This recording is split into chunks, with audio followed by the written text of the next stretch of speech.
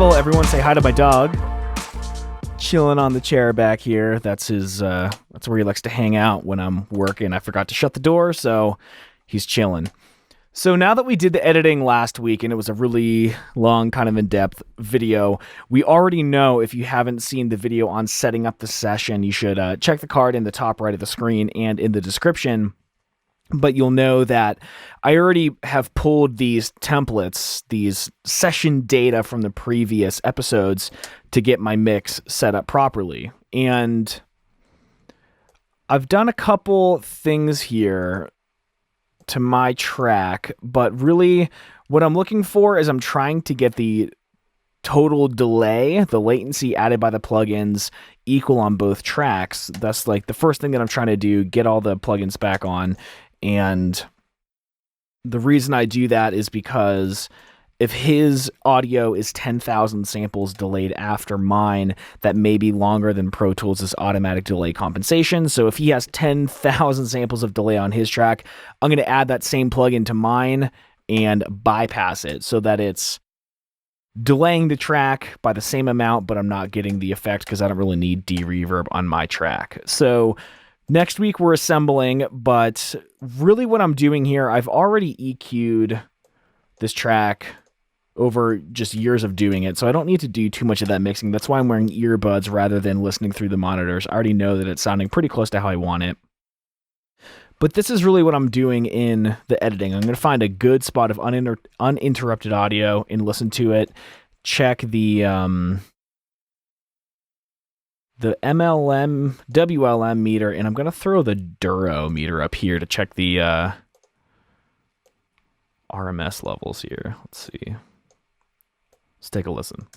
Okay. Well, okay.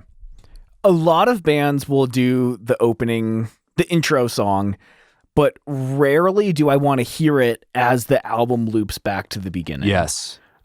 I think The Takeover, the intro for Rise or Die Trying, is a song that is good enough to stand on its own.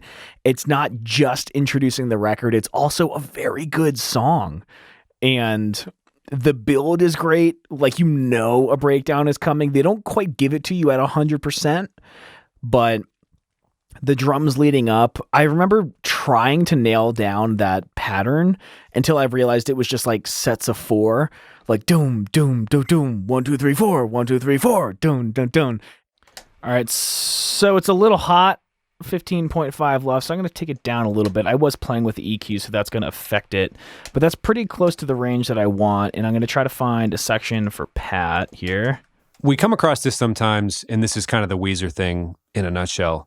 Is it bad for a band to come out with a timeless record? Like, does it derail their career a little bit? Like with Weezer, it happened with their first one, right? I always manage to bring them up, of course. Haha, that's the joke. But, you know, Rise or Die Trying is, you're going to have to reckon with that album's popularity for the rest of your existence. I wonder, you know, because you can top it. You can always be better, right? So with his audio, I usually let it be a little bit under 16 LUFS because he has a lot more presence in his voice, which the way your ear is shaped, it reacts more to 1 to 4 kilohertz, and he has more of that in his voice, in his signal. So although on this perceived loudness scale here, it shows that it's a little bit quieter than my voice, I actually don't think that it is to the user, the listener. So I'm going to find a track where it's coming out of him talking, going into me talking. And we have to keep in mind that usually when someone's wrapping up a sentence, it's going to be quieter than someone starting a sentence. So we need to keep that in mind as well. So we're going to listen to end to start and then middle to middle to more properly compare the two. There was an impact by their existence, 100%. There was I remember Ryan just being like, I found another easy core band. So you can hear that it doesn't sound like my voice is as loud as his, but according to this meter, it is. So I'm going to look down on this Duro meter here as well to see what the more proper averaging is, according to, I believe this is measuring power rather than perceived loudness. So it's 2 different kinds of meters. Suggesting that the subgenre was forever impacted by it. We talked about it a little bit on the Wonder Years episode as well. I wasn't sure what scale you were referencing, but yes, I remember Ryan just being like, I found another easy core band, and there were 10 of them that I had on my iPod. So this is also showing that I'm quite a bit louder. To me, to my ears, it doesn't sound like I am, though. It's between it affecting the landscape, which we often deal with on the show, and you being still correct and suggesting that the subgenre was forever impacted by it. We talked about it a little bit. It's really interesting, but we also want to keep in mind that we should be listening on our stereo monitors. Actually, what I'm going to do, because I think earbuds hide discrepancies in volume, in loudness between speakers, I'm going to put on my Audio-Technica M50s, my trusty headphones that I've had since 2008. Coming on probably about 11 and a half years I've had them. I feel like they don't hide the discrepancies as much, so I'm going to throw those on and really try to get a better loudness difference between the two speakers. My interface has 2 headphone outputs, so I can just swap back and forth between these pretty quickly. By it. We talked about it a little bit on the Wonder Years episode as well. I wasn't sure what scale you were referencing, but yes, forever Easy core band, and there were like 10 of them that I had on my iPod at one point, and I was just listening to all of them, but like the only thing that lasted for me was Me vs. Hero and 4 Year Strong. They did the best. I miss me. Forever impacted by it. We talked about it. So I'm still working on making Pat's audio better. If you've seen my video on reverberations, you know that it's not ideal. But overall, this is a pretty good mix, and I'm going to go through now just what I'm doing. On both of them, I'm doing a little bit of voice denoise. I have a laptop, the new MacBook Pros, the fans get real loud. So I'm doing that on mine and on his as well. I do the EQ first. I've got a lot of dynamic EQ working on mine, so I'm using my EQ as a de-esser.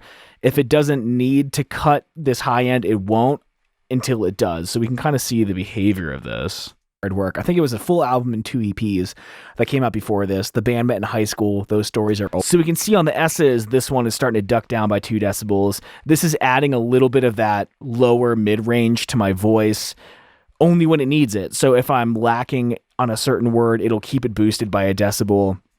And if one word that I say has an increase in that range, it'll duck it down so that it's not adding more when it doesn't need it. Dynamic EQ is a totally different video for a different day.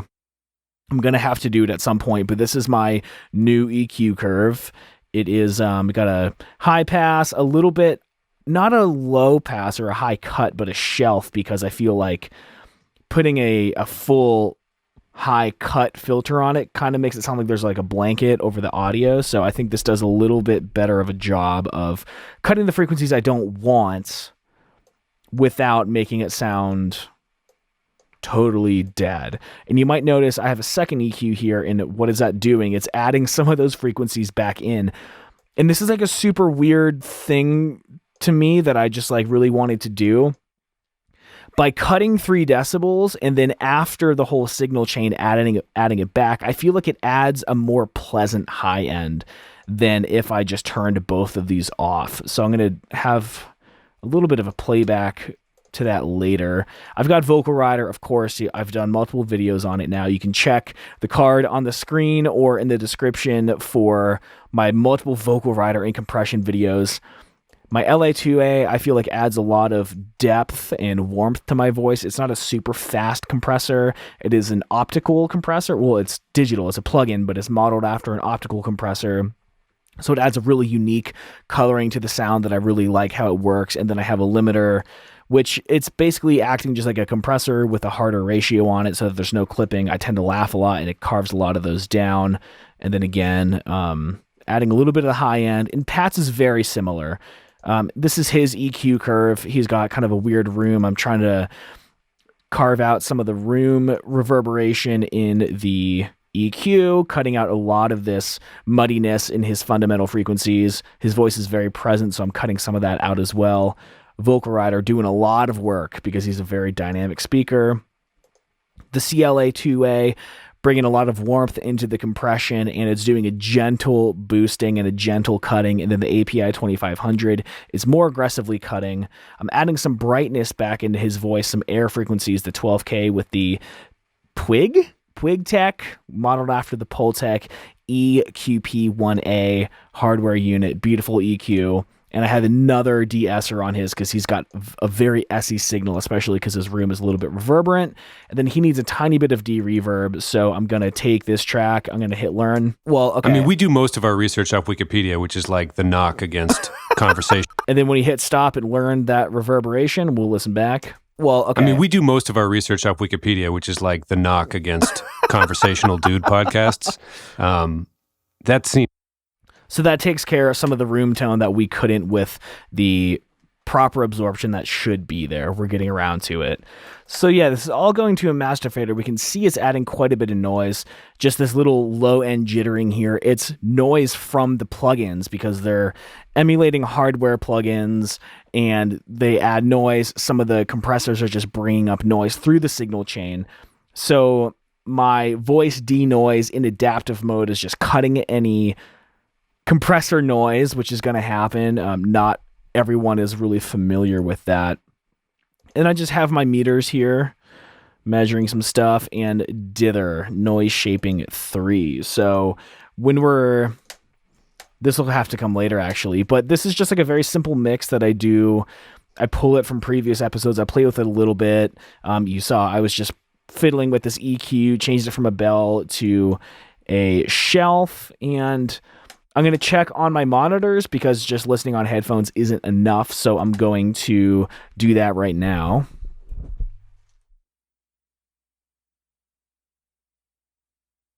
People would really have to go out of their way to challenge it, and at this point, I would be welcoming any like matchbook related thing, and you kind of splay your body out so that there's more surface area for people. So I already heard that my signal was a little bit lower than his because when this sound is moving through air, it kind of unmasks some of the issues with the audio. So mixing on headphones I never give my finished product mixing on headphones because monitors, they just show everything. They're way more transparent. They translate better. And something can sound great in your headphones, but if you listen in like a car stereo or through your phone or whatever, the translation is terrible, meaning it only sounds good on those headphones. You want something that sounds good on every device. And listening through studio monitors with a flat frequency response, they're not over embellishing anything. Having a good sounding room that's also a flat response, we want to be mixing in those conditions so that we have an accurate mix that translates well to all devices. So I'm going to keep working on this a little bit. Of the pool. Like, totally like head first pencil dive. No. And all I remember was like, it was like I blacked out. I mean, this was like my favorite band, this and the Wonder Years. Just had to be one of them. I'd find myself like out in the middle.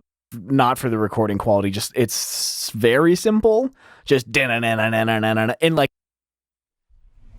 So this is something that I kind of like. You'll notice in all of my EQ, I'm rarely ever boosting anything. So in Pat's, not boosting anything. In mine, I'm boosting 1 decibel, which is basically nothing.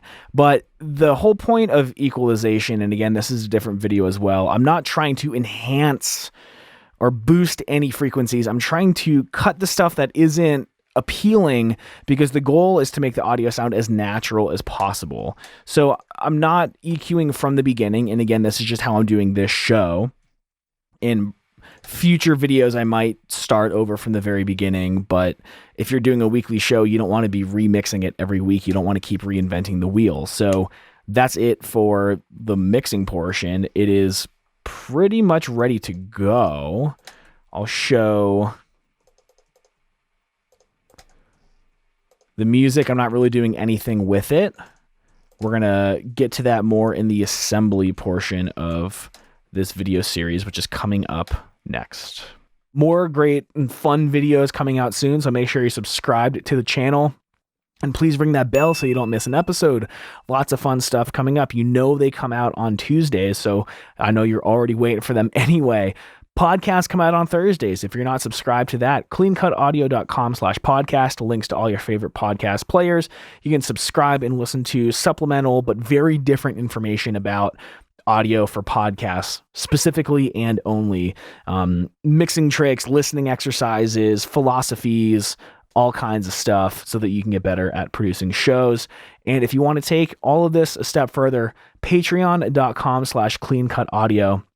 I have a very fun, new and exciting membership platform where you can either be just a casual supporter, which I appreciate with all my heart, or if you really want to ramp it up, there are coaching and consulting packages that are at a severely discounted rate from what I normally charge a typical client. So lots of really fun stuff in there. Hopefully build a really fun community, lots of supplemental stuff and really quick tips and tricks that may not be great for a YouTube video or a podcast, like miscellaneous stuff, but it's all geared towards helping you produce a better sounding podcast and get it done more efficiently. So hopefully I'll see you in all those places.